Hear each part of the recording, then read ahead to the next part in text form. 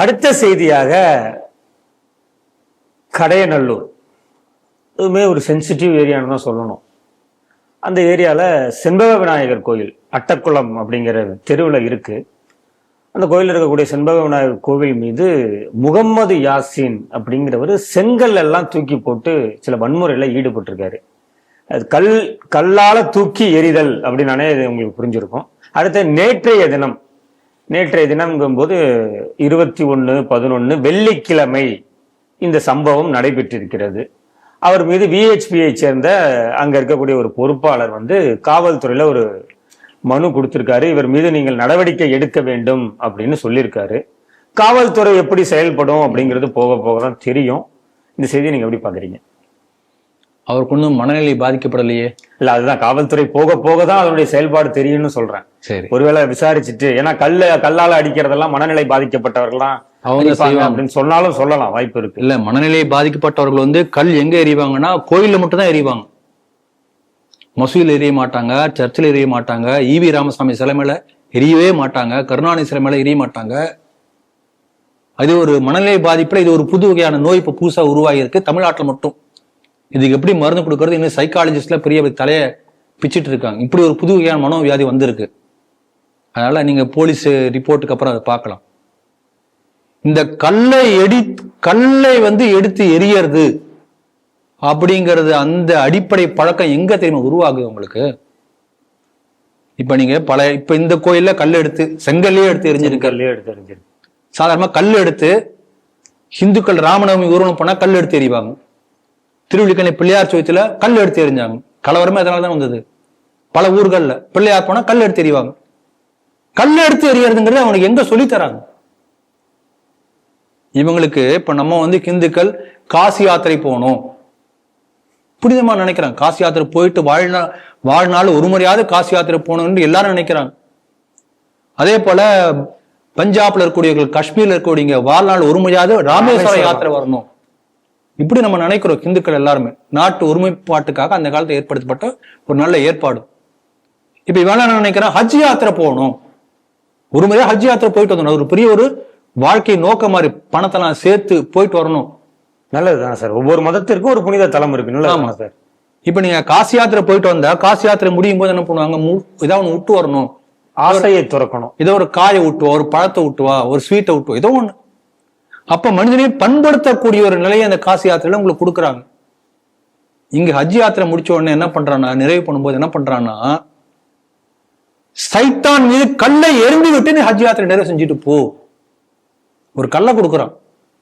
சைத்தான், அரே சைத்தான், ஒரு சவுத்து மேலதான் எரிகிறான். அப்ப சைத்தான் என்று நீ எதை நினைக்கிறாயோ அதன் மேல கல்லை எடுத்து எரியக்கூடிய பழக்கத்தை அங்க பிள்ளையார் சொல்லி போட்டு ஆரம்பிக்கிறது ஹஜ் யாத்திரை. அப்ப எங்கிருந்து வருது பாத்தீங்களா? மூலம். ஹஜ் யாத்திரை ஒன்னா தடை பண்ணணும். இல்லாட்டி ஹஜ் யாத்திரையில நம்ம ஊர்ல போறோம் யாருமே கல் எறியக்கூடாது என்று அரசாங்கம் ஒரு நெறிமுறையை வகுக்கணும். அப்படி பண்ணால்தான் இந்த ஒரு வழக்கமே முஸ்லீம் கிட்ட இருந்து போகும். ஏன்னா முஸ்லீம் மதத்தினுடைய அடிப்படை கோட்பாடுகள்லயே இருக்கு. சைத்தான், காஃபியர் எல்லாமே சைத்தானை வழிபடுகின்றான். அந்த சைத்தான் வழிபடக்கூடிய அந்த சைத்தான் மீது கல்லை எறிய வேண்டும்.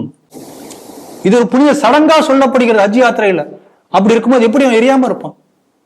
ஆகவே அடிப்படை கோட்பாடிலே மிஸ்டேக்கு. இது ஒரு பக்கம். ஆனால் பாருங்க, இந்துக்களுடைய உரிமைகள் மறுக்கப்படுகின்றன. விஹெச்பி ஒரு பெரிய முயற்சி எடுத்து கேஸ் கொடுத்திருக்காங்க. அவன் மனநிலை பாதிக்கப்பட்டவனா என்ன ஏது இனிமேல் தான் தீர விசாரிச்சு வரும்.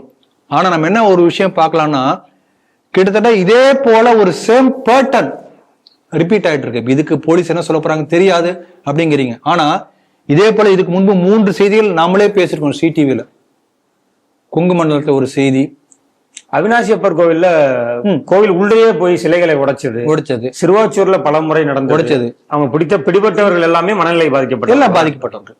அப்போ ஒரு சேம் பேட்டர்ன் ரிப்பீட் ஆயிருக்கு பாருங்க.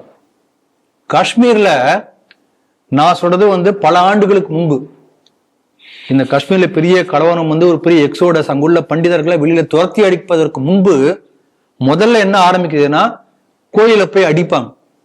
இங்க உள்ள அந்த மத அடிப்படைவாதிகள், இஸ்லாமிய மத அடிப்படைகள் கோயில போய் அடிப்பாங்க, கல் எடுத்து எறிவான். போலீஸ் அரெஸ்ட் பண்ணுவான். அரெஸ்ட் பண்ண ரிப்போர்ட் எதுவும் அவன் வந்து மனநிலை பாதிக்கப்பட்டவன். இதெல்லாம் ரெக்கார்ட்ல இருக்கு, போய் பாருங்க. அப்ப இந்துக்களை தாக்கக்கூடியவர்கள், இந்துக்களை அழிக்க வேண்டிய நினைக்கக்கூடியவர்களுக்காக எதிர்க்கப்பட்ட நடவடிக்கை என்னன்னா மனநிலையை பாதிக்கப்பட்டவன். அவன் மீது எந்த வழக்கும் பாயாது, எந்த நடவடிக்கையும் எடுக்க மாட்டார்கள். அப்படி அவங்க லூசா விட்ட என்ன ஆச்சு, கடைசியா கொஞ்சம் கொஞ்சமா மத அடிப்படைவாதம் வளர்ந்து இன்றைக்கு காஷ்மீர் எந்த அளவுக்கு மோசமானது காரணம் அங்க. பங்களாதேஷ்ல பாருங்க, கோயில்கள் மீது தாக்குதல் எடுத்தவங்க அந்த கவர்மெண்ட் ஒண்ணுமே பண்ணாது. இன்னைக்கு ஒரு பெரிய கலவரம் நடந்து கொண்டிருக்கிறது. அப்போ கோயில் மீது தாக்குதல் தான் அங்கிருந்து ஆரம்பிக்குது பிரச்சனையே.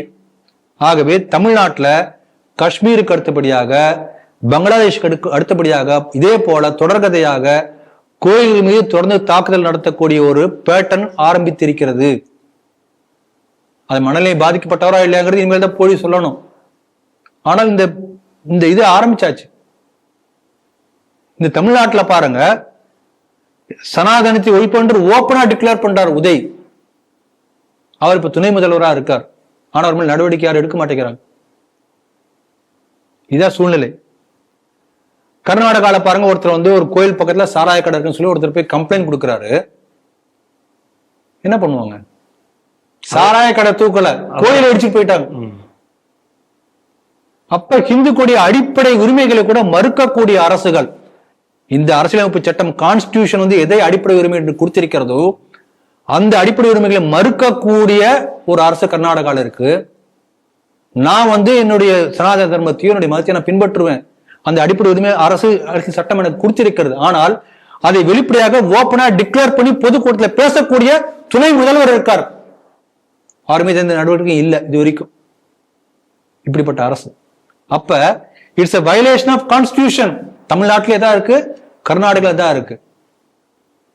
ஏன் இதை ஸ்கிராப் பண்ணா என்ன பண்ணுவாங்களா?